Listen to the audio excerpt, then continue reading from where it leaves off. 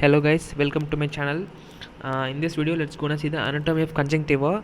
Conjunctiva is nothing but a translucent membrane covering posterior aspect of eyelid and the anterior aspect of eyeball. Guys, see this clearly: eyelid and eyeball, posterior of eyelid and anterior of eyeball. Okay, guys, let's see go into the parts of conjunctiva, which is normally divided into two parts, guys: palpebral conjunctiva and bulbar conjunctiva by a fornix at the center, guys.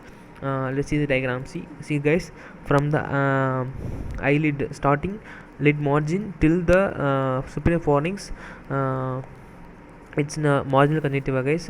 Then from the superior fornix till the cornea, it's bulbar conjunctiva, guys. Okay, there are three parts in palpebral conjunctiva: it's marginal, tarsal and orbital. See, this is marginal from the lid margin till the sulcus subtarsalis.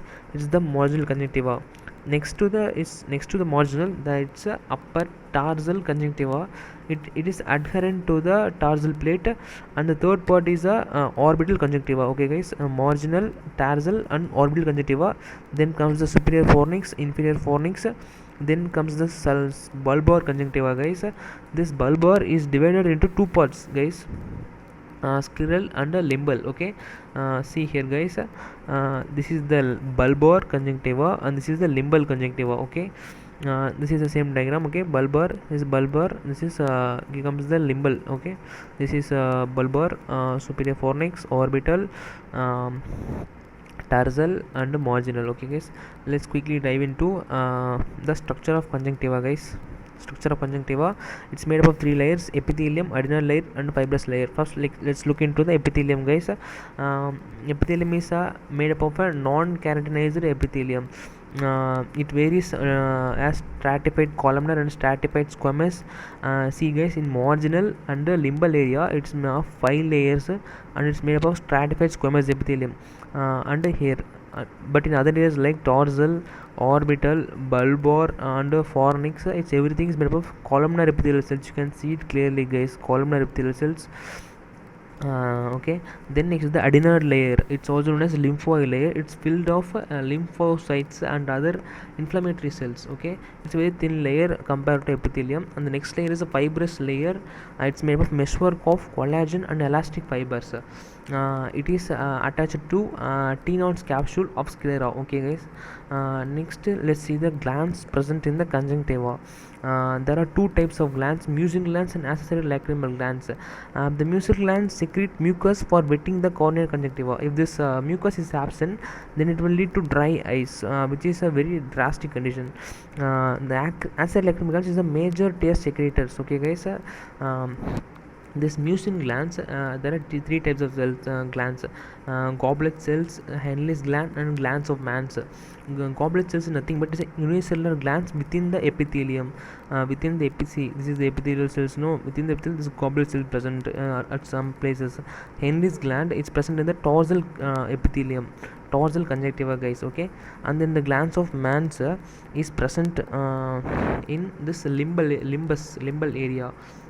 This accessory lacrimal glands, there are two types: glands of Krauss and glands of Wolfring.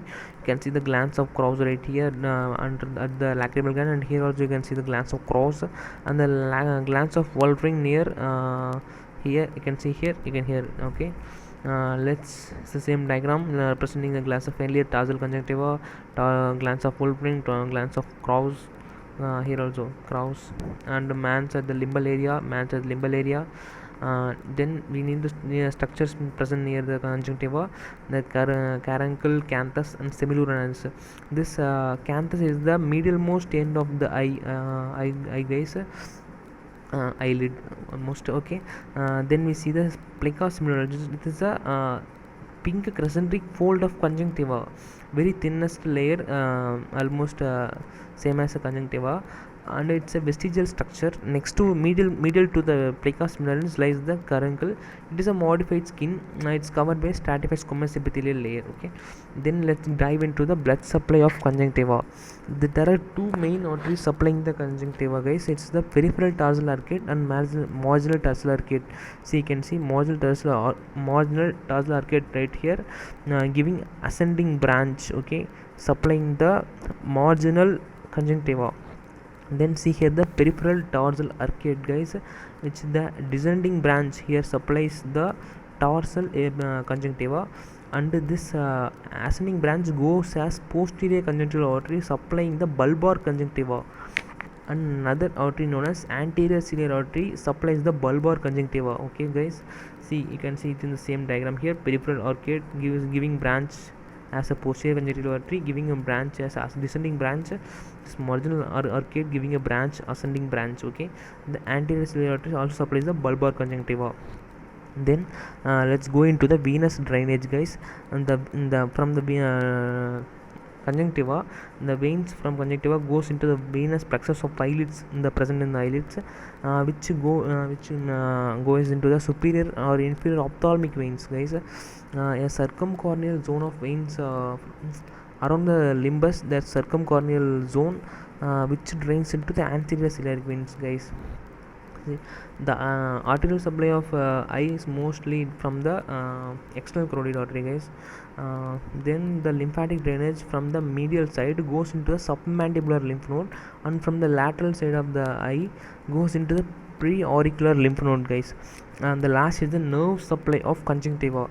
The circumcorneal area is supplied by the long ciliary nerve. Rest of the conjunctiva is supplied by the supratrochlear nerve, infratrochlear nerve, the supraorbital nerve in the upper lateral quadrant, and lacrimal nerve. Thanks for seeing the video, guys. Let's see in the next video of the disease of the conjunctiva. Thank you. Have a nice day.